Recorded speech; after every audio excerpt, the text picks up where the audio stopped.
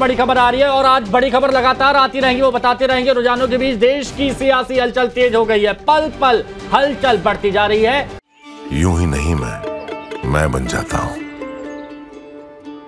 कुदरत के कोने कोने से खूबियां खोज लाता हूं, गुणवत्ता की गहराइयों का गोताखोर हूं मैं।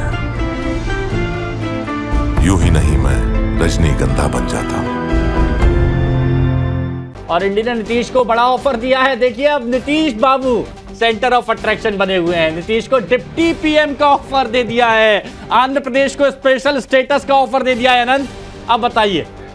तो जो चीजें हैं दिलचस्प होती जा रही है, सियासी हलचल तेज है। जैसे कि मेरे सहयोगी हिमांशु बता रहे थे, नीतीश कुमार अब इस पॉलिटिकल ग्रेविटी के सेंटर ऑफ अट्रैक्शन बन चुके हैं, जिनको कि अपने अपने खेमे में सहेजने की, अपने खेमे में खींच लेने की कवायद चल रही है। दुष्यंत नागर जी, मैं पहली टिप्पणी आपसे चाहूंगा सर, नीतीश कुमार तो बड़े प्लेयर बन चुके हैं इस टाइम पे। देखिए मतलब डिप्टी पीएम तो का ऐसी ही हो गई है।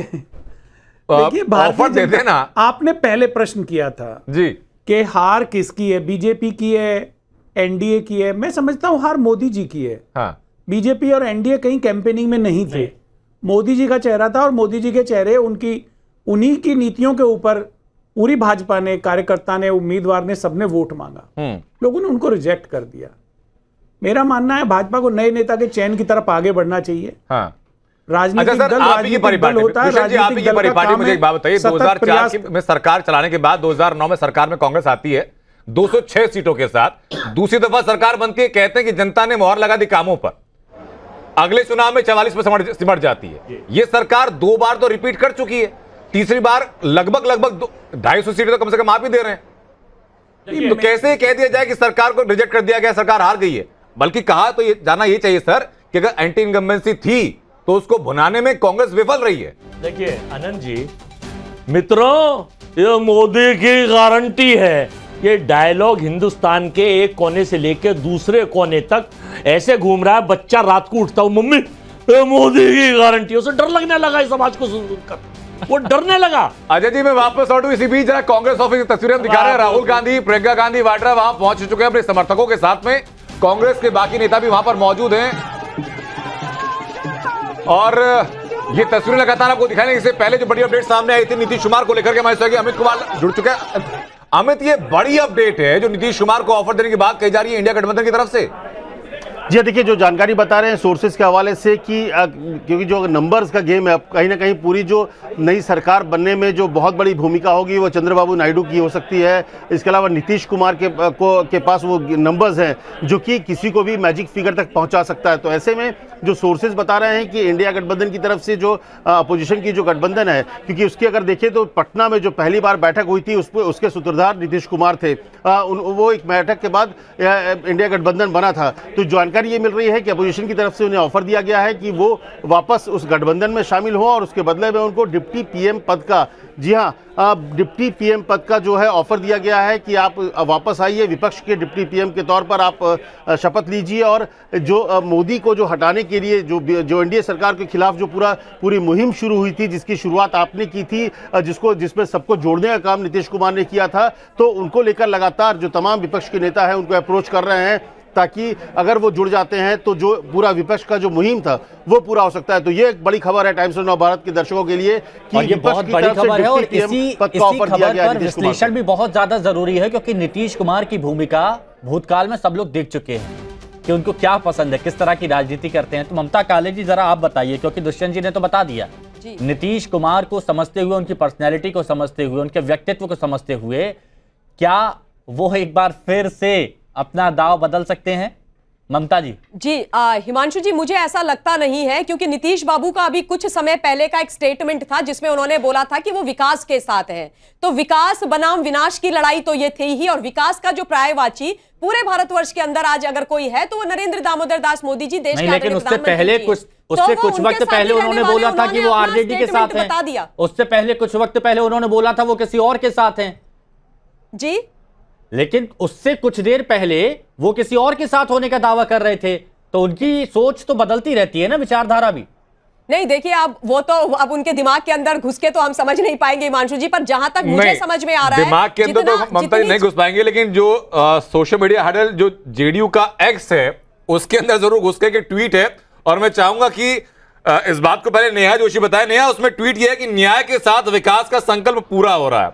तो जो न्याय शब्द है, इसका एसोसिएशन कांग्रेस के साथ पिछले काफी महीनों से साथ है, ऑफर दिया जा चुका है, तो क्या अब हाथ फिसलता नजर आ रहा है नीतीश कुमार का? देखिए, सबसे पहले तो मुझे समझ नहीं आ रहा है कि कांग्रेस समर्थक या कांग्रेस पार्टी के नेता इस समय खुशी किस बात की मना रहे हैं। कांग्रेस अभी तक डबल डिजिट में सिमटी हुई है, 100 का आंकड़ा पार नहीं कर पाई है। कांग्रेस और उसके समर्थित दल मिलकर भी बीजेपी का आंकड़े पर अभी तक नहीं पहुंच पाए हैं। बीजेपी अपनी सहयोगी पार्टियों के साथ मेजॉरिटी मार्क क्रॉस कर चुकी है और अपने आप भी बीजेपी मेजॉरिटी मार्क क्रॉस करेगी। मैं आपको इस बात की गारंटी देती हूँ। मोदी जी इस बात की गारंटी पूरे देश को दे चुके हैं। तो कांग्रेस पार्टी इस समय एक मॉरल विक्ट्री सेलिब्रेट कर रही है।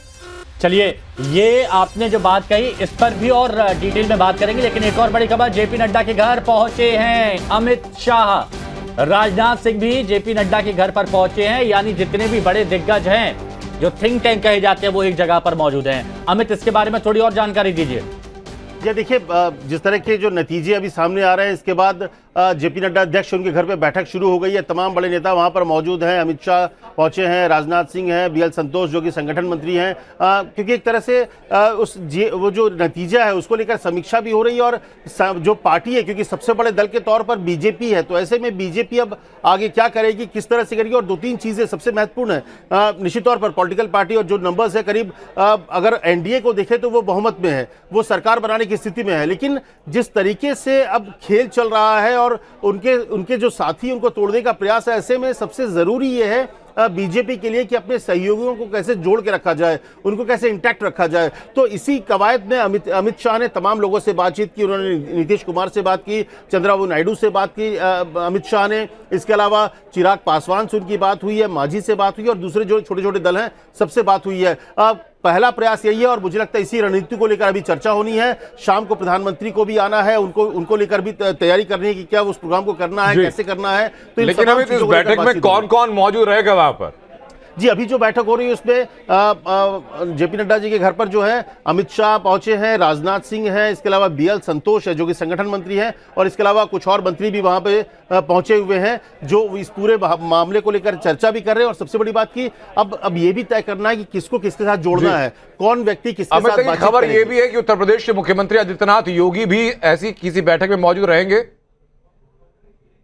नहीं है, इसलिए मैं नहीं कह रहा हूं कि वो आ चुके हैं। ये जानकारी मिली है कि योगी आदित्यनाथ भी उस बैठक में पहुंच सकते हैं, तो मैं इसलिए इंतजार कर रहा हूं। और मुझे जो लगता है, जो मेरा सेंस कह रहा है, और जो मुझे 2-4 लोगों से बात हुई है, क्योंकि अब एक मैन टू मैन मार्किंग का समय आ गया है। अब वो वक्त आ गया है जब एक एक व्यक्ति को, जो अपने साथी हैं, उनको आप मार्क करके रखें। तो ऐसे में अब पार्टी को, बीजेपी को ये भी तय करना है किस व्यक्ति को किसके साथ जोड़ना है, क्योंकि अब जो अलायंस पार्टनर्स हैं उसके साथ, जैसे मैंने पहले भी कहा कि सबसे महत्वपूर्ण है कि उनको इंटैक्ट रखना, अपने साथ जोड़ रखना, इसके अलावा कुछ नए लोगों को साथ जोड़ना। उन तमाम चीजों पर चर्चा हो रही है। ठीक है, अब अजय वर्मा जी जरा ये बताइए कि आप लोग डिप्टी पीएम का ऑफर दे रहे हैं, स्पेशल स्टेट का दर्जा देने की बात यहाँ पर आंध्र को की जा रही है, लेकिन इधर तो तैयारियां शुरू हो गई हैं, सबको इंटैक्ट